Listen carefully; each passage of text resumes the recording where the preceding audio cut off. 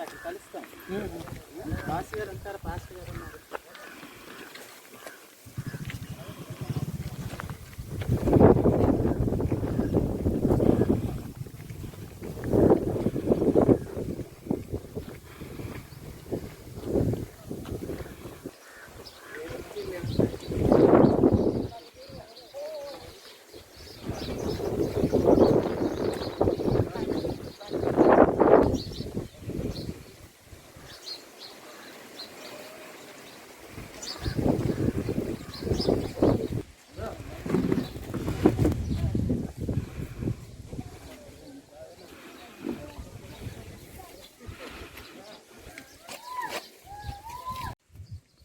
ఈరోజు బ్రైట్ స్వచ్ఛంద సేవా సంస్థ విశాఖపట్నం నుండి జీకే వీధి కంపవాణి పాకలు అనేటటువంటి తండాన్ని సందర్శించి జాతీయ విద్యా దినోత్సవాన్ని జరపడానికి సంకల్పించింది. ఈ యొక్క కార్యక్రమాన్ని నిర్వహించడానికి ఈరోజు బ్రైట్ స్వచ్ఛంద సేవా సంస్థ ఈ కంపవానిపాలెం తండాన్ని సందర్శించి ఈ కార్యక్రమాన్ని నిర్వహించడం జరుగుతుంది. ముందుగా మా యొక్క బ్రైట్ స్వచ్ఛంద సేవా సంస్థ సెక్రటరీ గారు అయినటువంటి జయశ్రీ గారు, అదేవిధంగా ఈ యొక్క గిరిజన కోఆర్డినేటర్గా మా సంస్థ తరఫున నిర్వహిస్తున్నటువంటి దాసు గారు, ముందుగా మన యొక్క మొదటి కేంద్ర విద్యాశాఖ మంత్రి అయినటువంటి మౌలానా అబుల్ కలాం ఆజాద్ గారి చిత్రపటానికి పూలమాల వేసి ఈ కార్యక్రమాన్ని ప్రారంభించవలసిందిగా కోరుచున్నాను.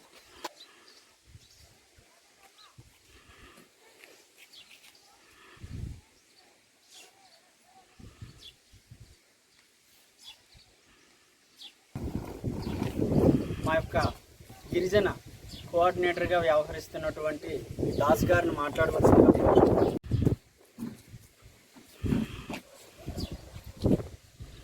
ముందుగా ఇచ్చేసినటువంటి బ్రైట్ సేవా సంస్థ డైరెక్టర్ గారికి అలాగే కమిటీ సభ్యులందరికీ గిరిజన సేవా సంఘం తరఫున ధన్యవాదాలు తెలియజేస్తున్నాం. ఈ సంస్థ ముఖ్య ఉద్దేశం ఏంటంటే ఎక్కడైతే విద్యా వైద్యం అందుతున్నదో అక్కడ మారుమూల ప్రాంతాలు ఎంచుకొని విద్యా వైద్యం అందించాలన్న మెయిన్ ముఖ్యమైన ఉద్దేశంతో వీళ్ళు కార్యక్రమాన్ని చేపట్టారు. గతంలో కరోనా వచ్చినప్పుడు కూడా కరోనా సాయం అందించాలని చెప్పి మరి సారు ఫోన్ చేసి అడిగినప్పుడు ఒక గ్రామానికి మేము అప్పట్లో కరోనా సాయం అందించడం జరిగిన తర్వాత వయోజన విద్యా కార్యక్రమం జాతీయ విద్యా విధానంలో మనం కొంత కార్యక్రమాన్ని చేపట్టాలనుకుంటున్నాము అని అంటే అప్పుడు మళ్ళా మేము పాస్టర్ అనేటువంటి ఎంతో మాట్లాడి మరి కార్యక్రమాన్ని ఏర్పాటు చేయడం జరిగింది. దీనివల్ల ఏంటంటే సాయంత్రం పూట మీరు పనికి వెళ్ళి అలసి వచ్చిన తర్వాత ఒక గంట మీరు విద్య నేర్చుకుంటారు. విద్య ఏంటంటే ఎప్పుడు చదువుకున్నా సామెత ఉంది, విద్య దాచబడిన ధనం అని చెప్పి. మీరు ఇవాళ బ్యాంకులకు వెళ్తున్నారు, ఆధార్ కార్డులు కట్టుకొని వాడు ఎంత తీసుకున్నాడో మీకు ఎంత ఇస్తున్నాడో మీకు తెలియట్లేదు. మీ అకౌంట్లో 10,000 ఉంటే మీరు 3,000 అడిగితే ఆడ 5,000 తీసేసుకొని మీకు 3,000 చేతులు పెట్టి పంపిస్తున్నారు. అటువంటివి ఆ విధంగా మీరు ఇబ్బంది పడుకుని ఉండటానికి కనీసం అక్షరజ్ఞానం కలిగించడానికి ఉద్దేశంతో మరి సార్ గారు ఈ బ్రైట్ స్వచ్ఛంద సేవా సంస్థ తరఫున ఇక్కడ ఒక వయోజన విషయాన్ని ఏర్పాటు చేయాలని ఆశించారు. దానికి మీరు సహకరించండి. మీకు ఇంకా ముందు కూడా మరి ఈ సేవా సంస్థ తరఫున అనేకమైనటువంటి ప్రయోజనాలు ఉంటాయి. మీ సహకారం అందిస్తే మరి నేను మీ తరఫు నుండి వీళ్ళని అడిగి సార్ గారిని తీసుకొచ్చి మేడం గారిని వీళ్ళతో కలిసి మాట్లాడి మీకు ఇంకా అనేకమైన ప్రయోజనాలు కలుగుతాయి. మనం ఎదగాలి. ముఖ్యం ఏంటంటే గిరిజనులు ఇంకా అడుగు నుండి పోకుండా గిరిజనులు ఎదగాలి అంటే విద్య ముఖ్యమైనది. కాబట్టి ఈ వయోజన విద్యను నేర్చుకోండి. ఎందుకంటే మనకు స్కూల్కి వెళ్ళిన వయసు కాదు, స్కూల్కి వెళ్ళిన మనకు నేర్పరు చేర్చుకోవచ్చు. కాబట్టి మనం ఇంటి దగ్గర ఉండే మన దగ్గరే మన ఊర్లో ఉన్నటువంటి అమ్మాయి అబ్బాయి మనకి సాయంత్రం 6 నుంచి 7 వరకు 7 నుంచి 8 వరకు ఒక గంట లక్ష్య జ్ఞానాన్ని కలిగిస్తారు. అదే దాన్ని అవకాశంగా తీసుకొని మీరు అభివృద్ధి చెందాలని ఆశపడుతున్నాను. అది కార్యక్రమాన్ని మేము అడిగిన వెంటనే మా మీద నమ్మకంతో చేసినటువంటి స్వచ్ఛంద సేవా సంస్థ డైరెక్టర్ గారికి అలాగే సెక్రటరీ గారికి కమిటీ సభ్యులందరికీ ప్రత్యేకమైనటువంటి ధన్యవాదాలు తెలియజేస్తున్నాను. అలాగే కంపన్పాక గ్రామం తరఫున మీరు ఒక మాట మీకు చెప్పాలమ్మా. వెనక వచ్చారు కాబట్టి ప్రత్యేకంగా చూస్తున్నారు కాబట్టి మాకు ఇప్పుడే వచ్చి వెళ్ళింది అంబులెన్స్, కానీ సరైనటువంటి వైద్యం అయితే అందే పరిస్థితులు అయితే లేవు ఇక్కడ. ఎప్పుడో ఎవరో వస్తారు ఏదో చేస్తారని ఆశపడడం తప్ప ఎంతవరకు ఎవరు వచ్చి చేసినటువంటి దాఖలు అయితే తక్కువ.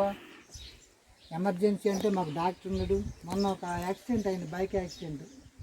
ఆ యాక్సిడెంట్ అయిందని చెప్పి ఆ యాక్సిడెంట్ తాలూకు వాళ్ళు ఫోన్ చేసి డాక్టర్ నేను వెళ్ళిపోతున్నాను అని చెప్పి ఒక ఏఎన్ఎంకి ఫోన్ చేసి చెప్పాడు, హాస్పిటల్లో ఏఎన్ఎం యాక్సిడెంట్ కేసు వస్తుందని నువ్వు చూడని చెప్పి ఆయన వెళ్ళిపోయాడు. తీరా యాక్సిడెంట్ కేసు చెప్పి హాస్పిటల్కి వెళ్తే ఆమెను అడిగితే ఏం లేదండి పెయిన్ కిల్లర్ ఇచ్చాను, పెద్ద ఇంజరీ ఇంకా ఒకవేళ పెద్ద ఇంజరీ అయితే మరి ఆయన వెళ్తారు ఇక్కడ మా పరిస్థితి.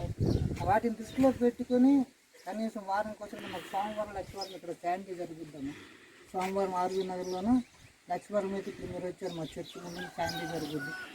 అటువంటి చోట్ల మెడికల్ క్యాంపులు ఏమైనా పెట్టగలిగితే మెడికల్ క్యాంపులు పెట్టి ఇక్కడికి రానవసరం లేదు, వీళ్ళు అక్కడికి వస్తారు, సంతకొస్తారు. మనం స్పెసిఫిక్గా అంటే కాంప్లికేషన్ ఉన్నది ఎవరైనా అక్కడికి వస్తారు. మనం కొంచెం మెడికల్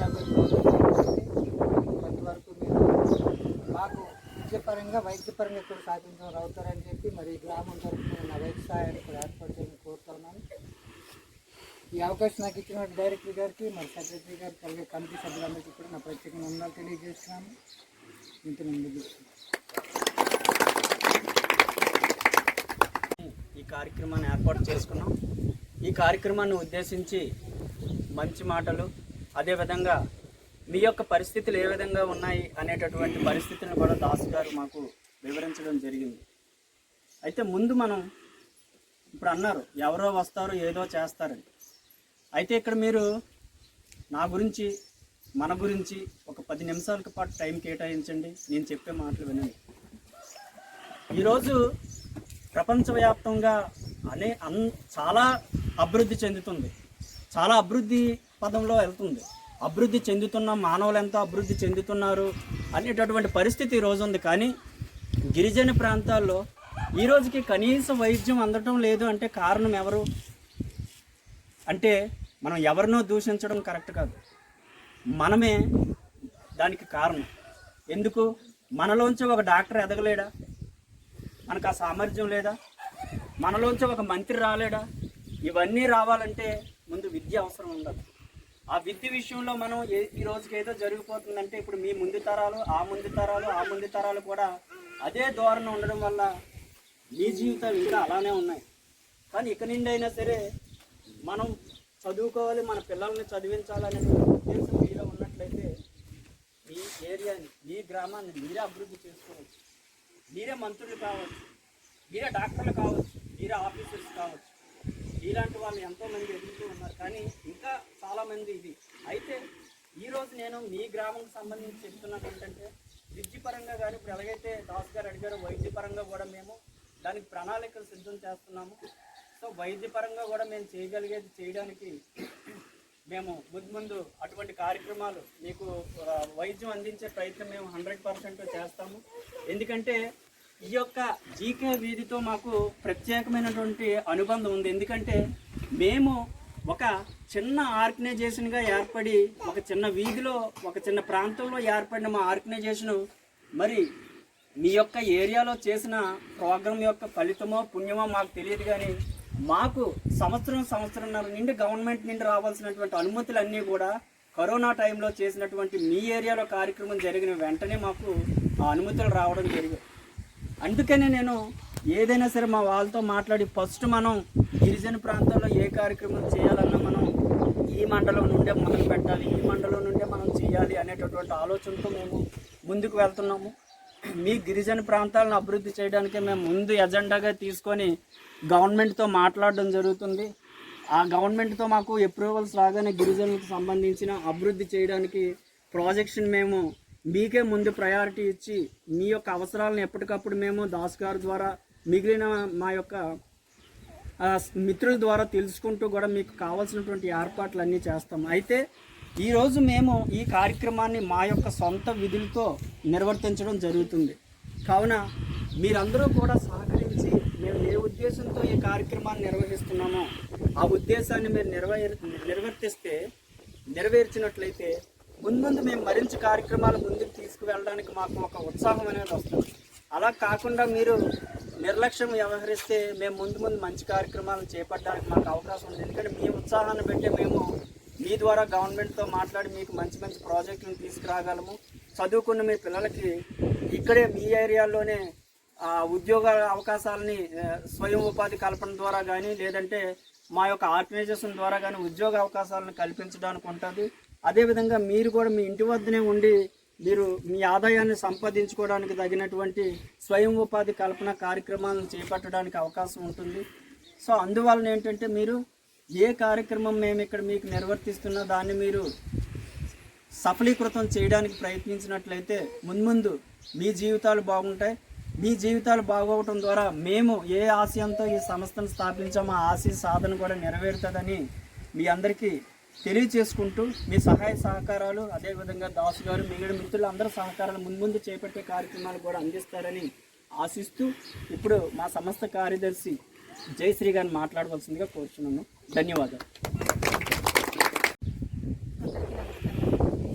ఇంతకుముందు కరోనాలో కూడా ఇక్కడ సారు చెప్పినట్టున్నారు కదా, ఇక్కడ ప్రొవిజన్ అవన్నీ ఇచ్చాం కదా. సో అలాగా ఏంటంటే ఇక్కడ ఒక్కొక్క కార్యక్రమం చేస్తూ కూడా ఈ ఏరియాని అంతా మిమ్మల్ని కూడా డెవలప్ చేయాలనే ఆలోచనతో ఇంత దూరం మేము వచ్చాము. అయితే ఈరోజు ఈ విద్యా కార్యక్రమం అనేది ఎందుకు చేపట్టాలనుకుంటున్నామంటే ఇక్కడ చాలామంది చదువుకోలేదు అనేసి విన్నాం. మనం చదువుకోలేదు సరే, మన పిల్లలన్నా చదువుకోవాలి కదా. మనం చదువుకోలేదు కాబట్టి ఎన్నో సమస్యలను ఎదుర్కొంటూ ఉన్నాం. ఇప్పుడు డాక్టర్ గారు చెప్పారు కదా, ఈయన కోఆర్డినేటర్ గారు చెప్పారు, ఏమని చెప్పారు, మీరు బ్యాంకుకి వెళ్ళినా ఎక్కడికి వెళ్ళినా సరే మీకు తెలియటం లేదు, వాళ్ళు డబ్బులు ఎంత ఇస్తున్నారో మీరు డబ్బులు ఎంత తీసుకుంటున్నారో కూడా తెలియటం లేదు కదా అనేసి అన్నారు. అలాంటి విషయము, అలాంటి సమస్య అనేది మీ నుంచి మీ పిల్లల వరకు వచ్చేస్తుంది. అందుకనే మీరేం చేయాలి, మీ పిల్లల్ని ప్రోత్సహించాలి. మీ పిల్లల్ని ప్రోత్సహించాలంటే ముందు ఏం చేయాలి, మీరు ముందుకు రావాలి. ఇప్పుడు మేము అంత దూరం నుంచి వచ్చాము, రెండమ్మా మీరు చదువుకోండి చేయండి అనేసి అంటున్నాం కదా, అంటే మీరు అక్కడే నిలబడి. అలా కాదు, పెద్దలు ముందుకు వస్తే తర్వాత మన వెనకాల ఏమవుతుంది, పిల్లలు కూడా ముందుకు వస్తారు.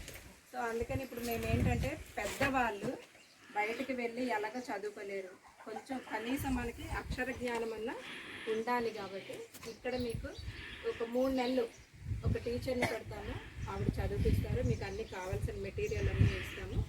దాన్ని బట్టి మీరు రోజుకి ఒక గంట కేటాయించి ఇక్కడ చదువుకోవడానికి రండి. ఇక్కడే చదివిస్తాం. మీరు ఏ టైంకి అనుకూలంగా ఉంటే ఆ టైంకి మాట్లాడుకోండి, ఆ టైంకే కూర్చొని మీరు అందరూ చదువుకోండి. మీకు ఏం కావాలన్నా సరే మేము చేస్తూ ఉంటాము. ముందు ఇంకా మీరు ఇలా చదువుకున్న తర్వాత కనీసం అక్షర జ్ఞానం వచ్చిందనుకోండి, మీకు స్వయం ఉపాధి అంటే మీకు ఈ పిల్లలకి ఇక్కడ ట్రైనింగ్స్ ఇవ్వడము, లేకపోతే వీళ్ళని ట్రైనింగ్స్ పంపించడము, చదివించడము, ఇలాంటి కార్యక్రమాలన్నీ కూడా చేస్తూ ఉంటాం. అలాగే సార్ చెప్పారు కదా, మనకి వైద్యంలో ఇలాంటి ఇక్కడ సహకారాలు ఏమీ లేవు కాబట్టి మీకు మెడికల్ క్యాంప్స్ కూడా పెడతాం. సార్ చెప్పిన రోజుల్లో ఏ రోజైతే మీరు మార్కెట్కి వస్తారో, బయటకు వెళ్తూ ఉంటారో ఆ టైంకే మేము మెడికల్ క్యాంప్స్ కండక్ట్ చేస్తాం. సో ఏంటంటే చదువు అనేది మనకి ఏంటంటే ఆస్తులు, అమ్మ నాన్నలు సంపాదించిన ఆస్తులు కానీ, లేకపోతే మనం సంపాదించిన ఆస్తులు కానీ, మనం సంపాదించి పిల్లలకి ఇవ్వాలి, లేకపోతే మన అమ్మ నాన్నలు సంపాదించి మనకి ఇవ్వాలి అనే ఆలోచన మనకి ఎలాగైతే ఉందో, ఆ ఆస్తులు ఏంటంటే ఉండే కొద్ది ఏమవుతాయి, తరిగిపోతూ ఉంటుంది. ఎప్పటికైనా సరే తరిగిపోతుంది. ఆస్తి కూర్చొని తింటే కొండైనా కరిగిపోతుంది. కరుగుతుందా కరగదా? ఇలా కూర్చొని మనకి ఇలా ఇంత ఆస్తి ఉందిలే, మా అమ్మ బాబు సంపాదించింది తిందామని చెప్పేసి మెల్లిమెల్లిగా తవ్వుకుంటే ఏమవుతుంది, కరిగిపోతుంది. ఈ రోజుల్లో పిల్లలకి ఏంటి, అన్నీ కావాలనిపిస్తుంది. అవునా, మా అమ్మ నాన్న ఇది సంపాదించలేదు, ఇది పెట్టలేదు, అది చేయలేదు అని కనిపిస్తుంది. కాబట్టి సో ఇలా ఉండకుండా మానసిక ఆలోచనని మనం ఏం చేయాలి, సహకరిస్తూ అభివృద్ధి పరచాలి. ఈ ఆస్తులు సంపాదించి ఇచ్చే కన్నా మనం ఏం చేయాలి, చదువుని ఇవ్వాలి. మనకి చదువు ఉందనుకోండి, విద్య అనేది ఉంటే ఎవరు కూడా మన దగ్గర నుంచి దొంగలించలేదు కదా. ఇప్పుడు ఆస్తులు ఉన్నాయనుకోండి, ఎవరో ఒకరు దొంగలు వచ్చి తీసుకెళ్ళిపోతారేమో, ఇంట్లోకి ఎవరైనా వెళ్తారేమో, నేను లేని టైంలో ఎక్కడికైనా వెళ్తాయని అనిపిస్తుంది కదా. అలాంటివి ఏమీ ఉండదు. విద్య అనేది మనతోనే ఉంటుంది. తర్వాత అది ఎన్ని రోజులు ఎంతమందికి మనము దానం చేస్తే అది పెరుగుతూనే ఉంటుంది. సో అందుకని మీరు ఏం చేయాలి, విద్య నేర్చుకోవాలి, చదవడము రాయడము. మళ్ళీ మేము ఒక నెల రోజుల్లో ఇక్కడికి వస్తాం. నెల రోజుల్లో మీరు ఏం నేర్చుకున్నారు, ఎంత అభివృద్ధి చెందారు అనేది మాకు తెలియాలి.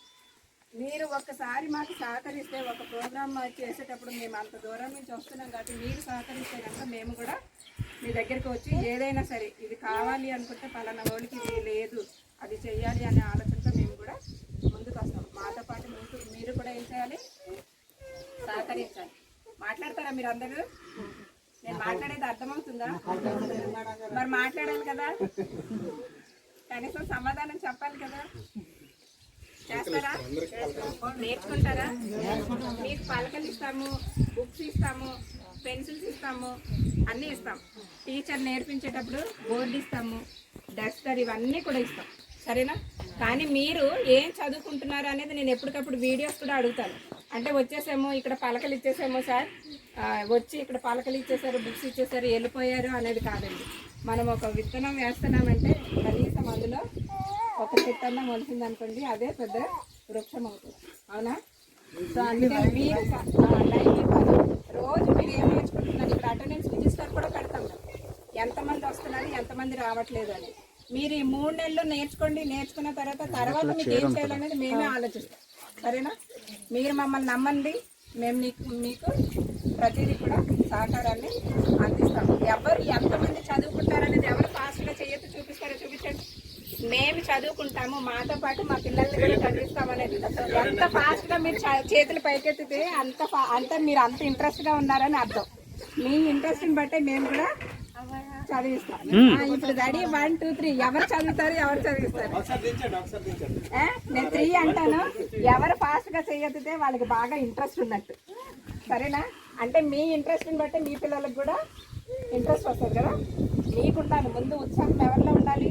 తల్లిదండ్రులకు ఉండాలి. తల్లిదండ్రుల నుంచే పిల్లలు కూడా నేర్చుకుంటారు. నేను 3 అనేటప్పటికి ఎవరు చేతులు పైకి ఎత్తుతారో చూస్తాను. 1 2 3 క్లాస్ కొట్టండి అందరూ. అంటే ఇక్కడ అందరికీ కూడా చదువుకోవాలని చాలా ఇంట్రెస్ట్ ఉంది కదా. సో మీకు ఇంట్రెస్ట్ ఉంది కాబట్టి మేము కూడా ఇంట్రెస్ట్గా నేర్పిస్తాం. మీకు అర్థమైందా?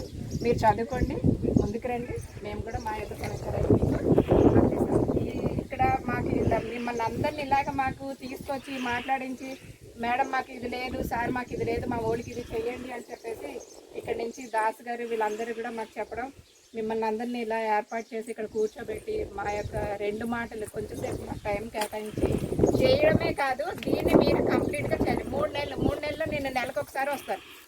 ఇక్కడ ఇప్పుడు ఎంతమంది కూర్చున్నారు అందరు ఫొటోస్ తీయండి. రామచంద్ర గారు ఎవరు ఏం నేర్చుకున్నారు అనేది నేను చూస్తాను. సరేనా? Okay, thank you. విన్నారు కదా మేడం గారు చెప్పింది. మీరు సహకరించండి, వాళ్ళ సహకారం మనకు ఉంటుంది. ఏదో వచ్చారులే, పిలిచారులే, ఇచ్చారులే, వెళ్ళిపోతాంలో, తర్వాత చూసుకున్నారంటే మనకు తర్వాత జరగాలని కార్యక్రమాలు జరగవు. అమ్మ మీరు ముందు చేస్తేనే మేము కూడా వస్తాం. ఇవాళ మీకు రైతు సేవా సంస్థ మీకు ఇచ్చిందంటే ఖాళీ గడువు మాత్రమే. దాని గొప్పలు లేకుండా చేసి 9 పంటలు ఏదో అప్పచెప్పారు, భూమి మాటలే ఉన్నట్లే మాట అనుకుంటే మాకు ఇక్కడికి అయిపోదు. దాన్ని సాగు చేసుకునే విధానం మీరు అలవాటు చేయండి. దానికి కావాల్సిన వాళ్ళు ఇస్తారు, ఆ పంటను మనం అనుభవించాలి.